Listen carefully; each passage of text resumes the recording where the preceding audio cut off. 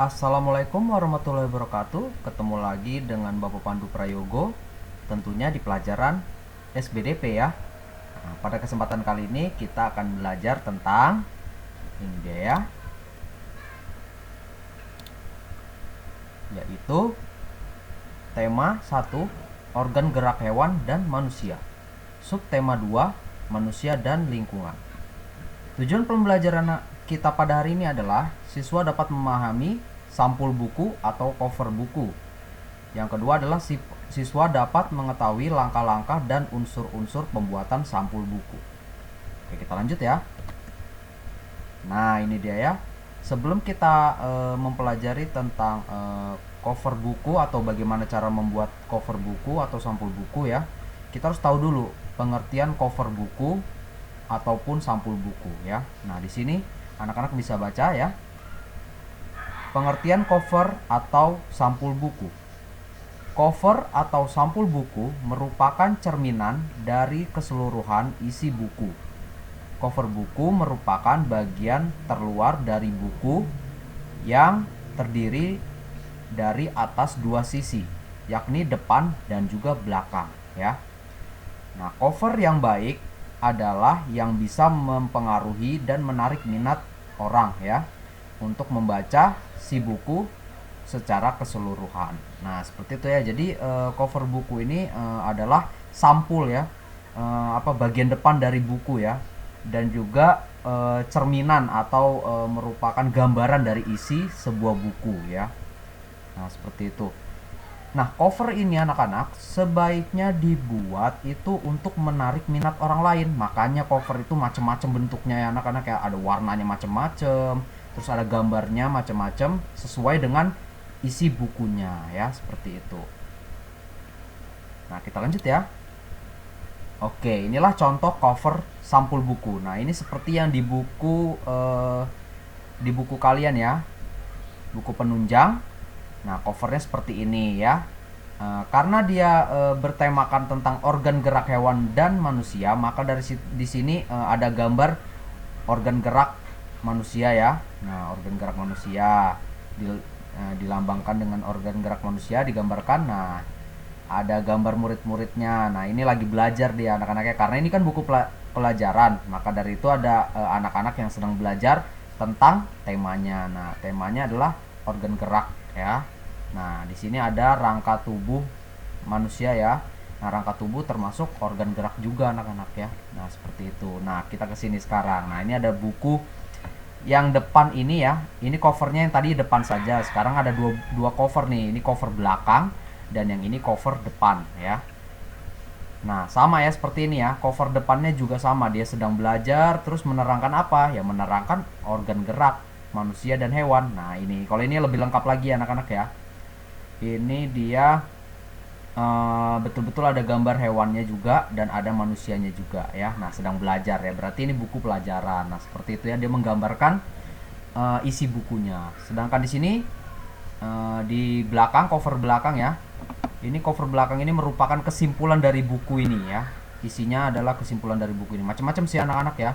Ada yang juga di sini tulisannya biografi. Kalau di buku tentang cerita ya, buku cerita ya, buku novel itu dia di sini biografi pengarangnya bisa ya, atau cerita tentang pengarangnya di sini ya.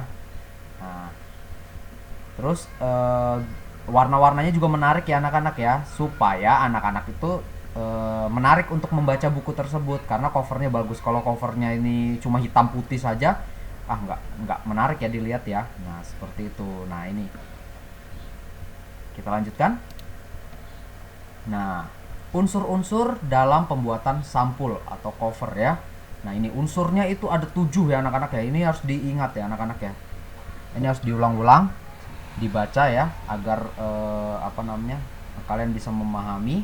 Yang pertama adalah terdapat judul ya. Nah, pasti cover itu terdapat judul ya anak-anak ya. Tidak ada cover yang cuman gambarnya doang ya, nggak ada. Pasti ada judulnya ya cover buku itu ya, supaya kita tahu buku ini judulnya apa sih. Nah, terdapat judul dengan pemilihan jenis huruf yang menarik. Nah, contohnya seperti yang tadi nih ya. Nah, judulnya ini, nah supaya dia gampang dibaca, Maka dari itu pilihan warnanya juga harus bagus ya, harus berlawanan dengan warna covernya agar bisa kalian baca dengan jelas ya. Si pembaca itu bisa membaca dengan jelas. Nah, terdapat kalimat penjelas judul yang sangat dan mudah dipahami ya. Nah, terdapat kalimat juga penjelas judulnya. Terus terdapat nama penulis. Nah, nama penulisnya di sini ada juga anak-anak, kita lihat di sini.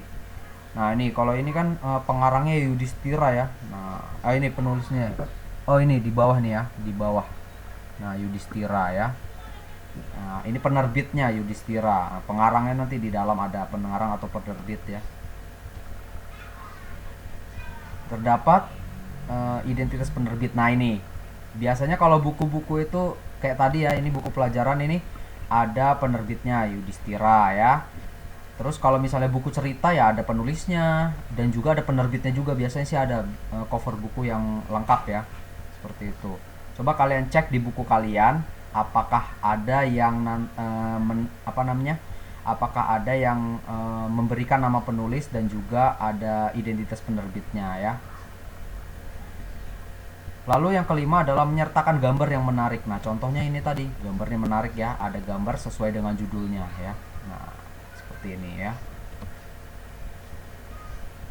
Terus terdapat sinopsis isi buku pada bagian belakang. Nah, sinopsis itu yang tadi Bapak bilang ya, kesimpulan buku tersebut ya. Biasanya ada di bagian belakang. Nah, lalu selanjutnya adalah terdapat identitas buku pada punggung buku. Nah, punggung buku itu apa? Yang itunya, apa namanya? Yang bagian terlipatnya itu ya. Kalau kalian buka buku itu kan ada nih seperti ini ya. Nih, di sininya dia. Nah, ini punggung buku namanya nih. Nah, di sini ini namanya punggung buku. Biasanya ada judulnya di sini, juga ditulis judulnya supaya kalau misalnya disusun di rak itu kelihatan anak-anak ya, judulnya apa kelihatan. Jadi kita kalau ngambil nggak perlu dibuka dulu, tinggal cari aja judulnya di punggung buku ini, maka dia kelihatan ya, langsung dapat gitu. Oke, selanjutnya,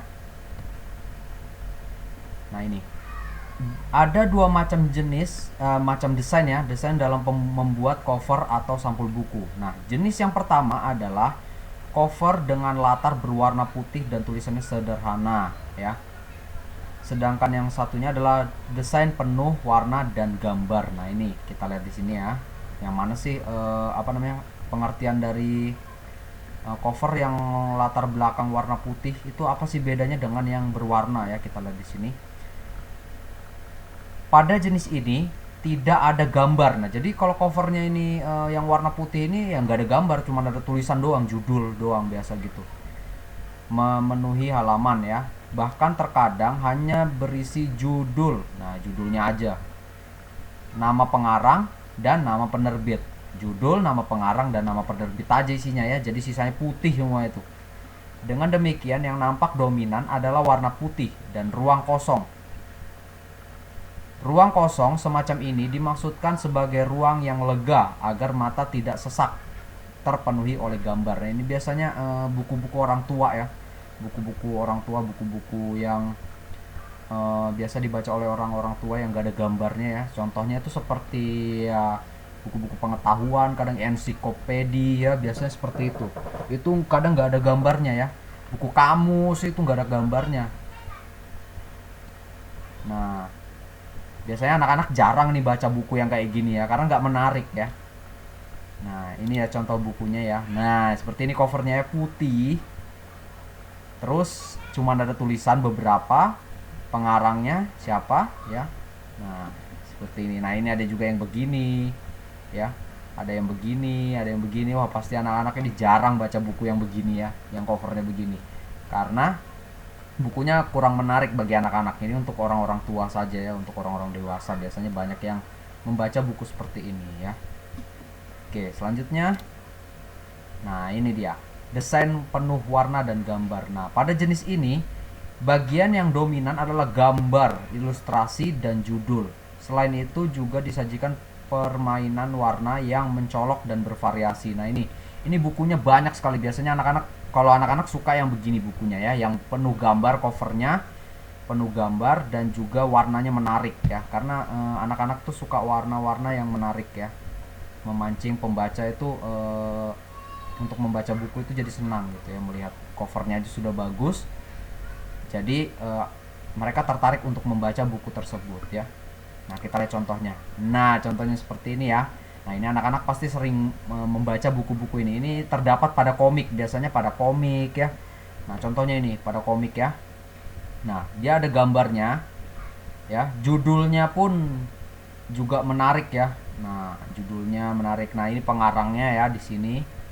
Nah, contohnya ini juga ya. Ada juga yang ini ya. Nah, pasti dia penuh warna ya anak-anak, nggak hitam putih aja ya, penuh warna. Walaupun dia ada putihnya ya, tapi tetap ada warna-warnanya seperti ini ya. Nah, pasti anak-anak suka membaca buku yang seperti ini ya. Selanjutnya, nah ini yang terakhir adalah langkah-langkah membuat cover atau sampul buku. Nah, dia ada 4 langkah-langkahnya ya. Nanti kalau ada waktu kita akan praktek ya cara membuat cover buku ya atau sampul buku. Nah, bisa sekarang itu cover buku itu banyak ya, tidak digambar ya, tidak digambar melalui tangan tapi pakai komputer ya, didesain gitu ya, didesain sedemikian rupa sehingga jadilah cover-cover yang menarik seperti buku komik tadi ya. Cover-covernya menarik itu sudah didesain memakai komputer anak-anak ya, tidak digambar lagi manual. Nah, nanti kalau kalian praktek harus menggambar cover tersebut pakai gambar tangan ya, digambar tangan saja dulu karena kan untuk melatih kalian menggambar ya. Nah, langkah-langkahnya itu ada 4. Yang pertama itu kita temanya kita sesuaikan dulu dengan judulnya. Ya, pertama kita lihat dulu kamu tuh kalian tuh bikin buku itu judulnya apa. Misalnya seperti yang ini ya. Seperti ini kalian bikin buku cerita tentang Naruto. Oh, berarti judulnya temanya ya Naruto ya. Oh, tentang Naruto. Berarti gambar depannya covernya harus Naruto ya pokoknya. Jangan nanti gambar judul bukunya Naruto, gambar depannya covernya Doraemon. Nah, itu ndak nyambung ya. Nah, lalu kita buat sketsa dulu. Nah, supaya tidak menghindari kesalahan ya. Jadi kalau sudah diwarnai bagus-bagus, nah itu kita bikin sketsanya dulu, kita rancang dulu ya. Kita rancang dulu covernya seperti apa. Kalau sudah masih salah, masih kurang bagus, kita hapus, kita ganti lagi covernya ya. Kita ganti lagi, kita perbagus. Kalau sudah bagus baru boleh diwarnai ya. Nah, ini mulai menggambar cover. Nah, habis itu kalau sudah di sketsa, kita gambar deh covernya ya. Kita gambar, kita perbagus lah. Lalu terakhir kita beri warna deh supaya covernya jadi lebih menarik ya, seperti itu ya anak-anak. Baik, sekian dulu ya pembelajaran kita pada hari ini. Semoga apa yang Bapak sampaikan dapat bermanfaat. Assalamualaikum warahmatullahi wabarakatuh.